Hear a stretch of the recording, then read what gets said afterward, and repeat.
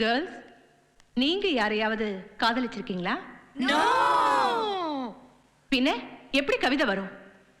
வெளியில உங்களை சுத்தி சுத்தி பசங்க எல்லாம் பெரிய கவிஞர் ஆயிடுறாங்க. யார்கிட்டயாவது மனசை பறி கொடுத்திருந்தா தானே கவிதை வரும். நீங்க இதயத்தை இரும்பல செஞ்சு வச்சிருக்கீங்க.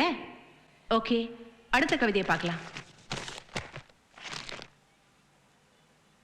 ஆஹா, சூப்பர். Who's this book? என்னோடது மேம். எக்ஸலண்ட்.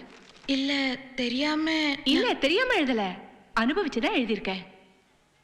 நான் படித்த மிகச்சிறந்த கவிதை உன் பெயர்தான்.